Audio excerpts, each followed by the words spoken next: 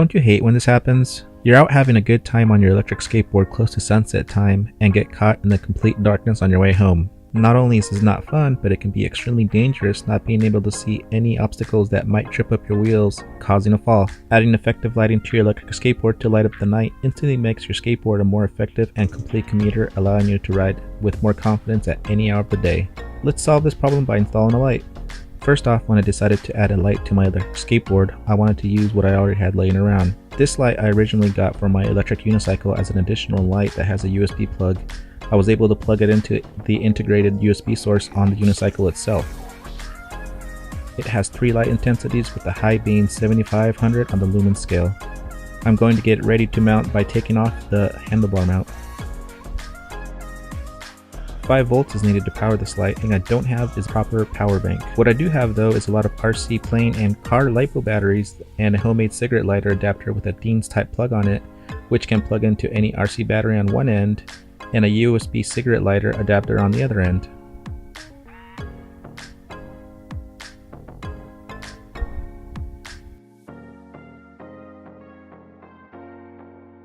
Here's what I have to work with.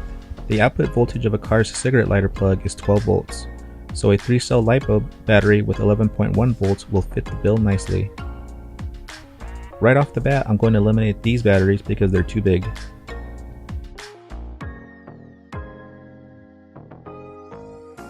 The bigger group I'm going to make on the bottom are similar size 3-cell LiPo batteries. These are nickel metal hydride batteries that are too low voltage. This 2-cell LiPo has the wrong plug. This one has an EC3 plug, and I need a Dean's plug. These ones are 4-cell LiPo that are 14.8 volts, which is too much.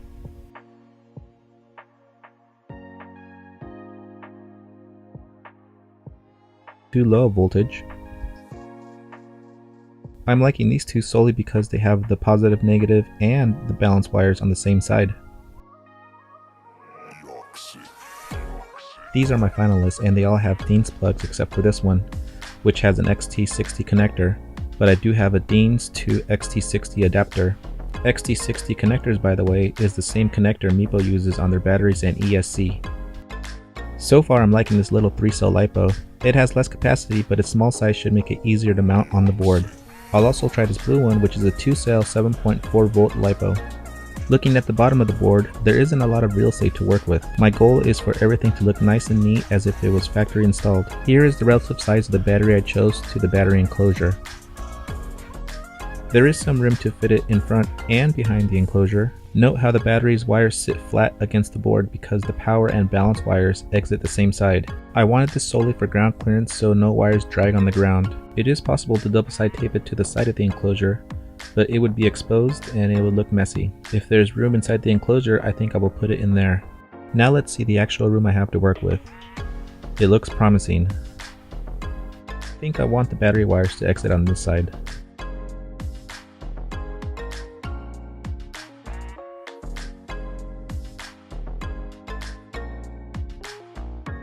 I'll use my silver Sharpie to mark where I want to Dremel the exit holes later.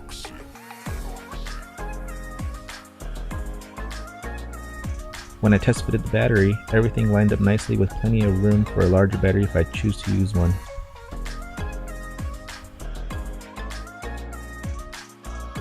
Let's take the Meepo battery out.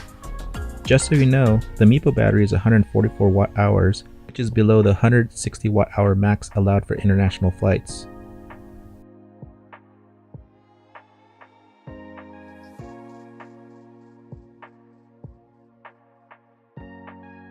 You can see the foam pads that keep the Meepo battery firmly in place. There is also inner webbing on the inside of the enclosure that reinforces it and creates the square area for the battery. Here are the modifications I made.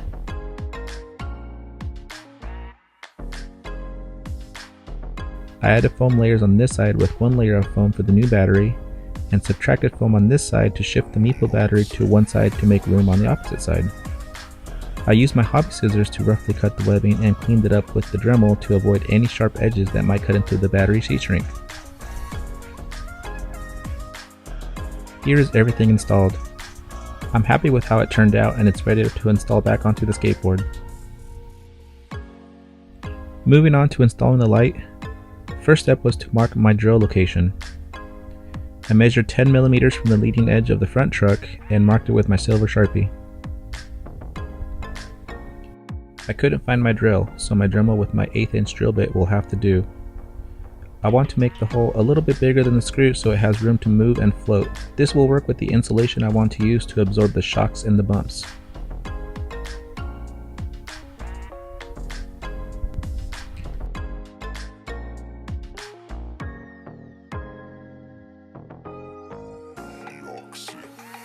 On the top side, I will use a washer to allow the screw to move without wearing out the grip tape or the deck.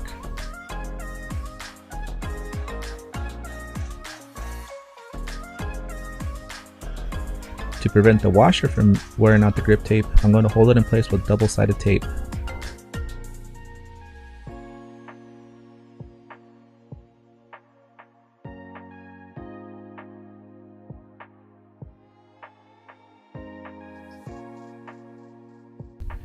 Underneath, I want to insulate with some kind of rubber. I was thinking of cutting up a bike inner tube, but I found these mud flaps off an RC truck when I was digging through my stuff.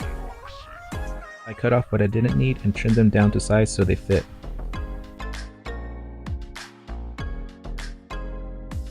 I added double-sided tape to hold everything in place.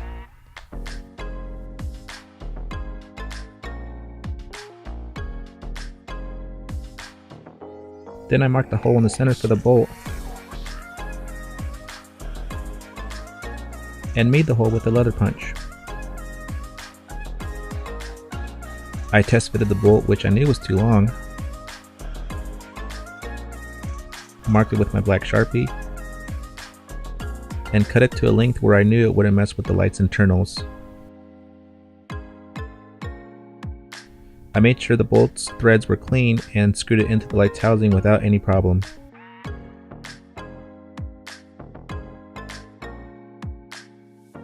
I added red thread lock as a precaution so the light wouldn't vibrate loose. Everything mounted up nicely and had some give to dampen and protect the light from shocks and bumps.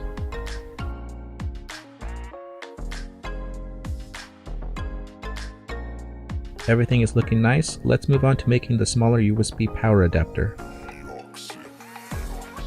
The first step is to take the USB cigarette adapter apart.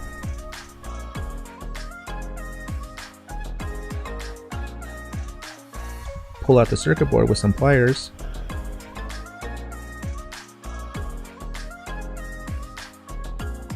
The center is the positive and the side prongs are negative.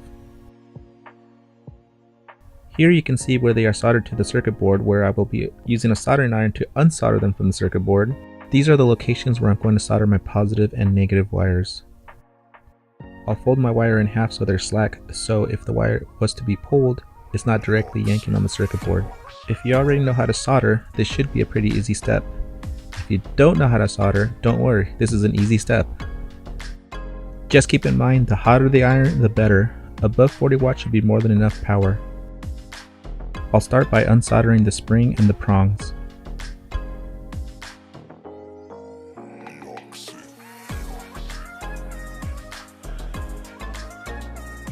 Then I'm going to tin the positive and negative wires.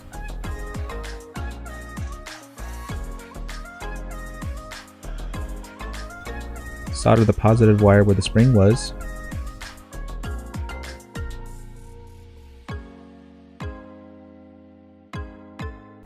Then solder the negative wire where the prong was. And that's pretty much it. I didn't have any heat shrink on hand big enough to fit the adapter, so electrical tape will have to do.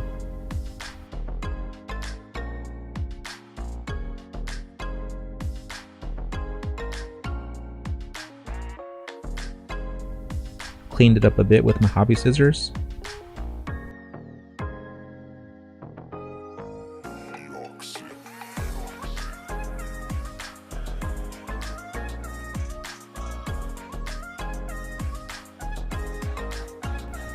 It fired up when I plugged it into the battery and everything looks like it's working. Here is everything mounted, connected, and working. I added zip ties over the electrical tape to keep the tape from coming undone. I also looped a large black zip tie and captured the slack underneath the battery enclosure to hold it in place. I could then thread my newly made USB adapter through it and hold it in place with a spare piece of foam. Time to go test it, let's go. Here's a static shot to show how good the light illuminates at all intensities.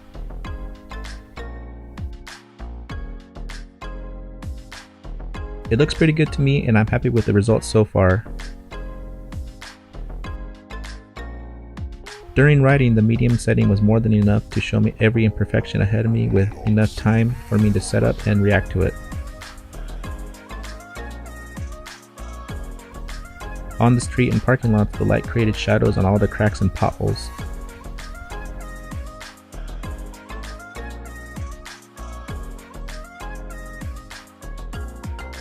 On uneven sidewalks, the light showed me all the bumps that were step-ups and threw shadows on all the step-down bumps.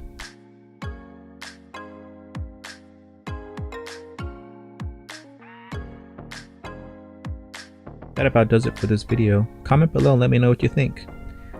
Did it help or inspire you to add a light to your electric skateboard? What would you add or change to my setup? Comment below and let us know. Make sure you hit that like and share button, and if you're not already, please subscribe to my channel and turn on the alerts to catch any of my newest videos. If you're interested in the electric skateboard featured in this video, check out my unboxing video of the Meepo V2P 30-inch. Thank you for watching, and I'll see you in the next one. Peace!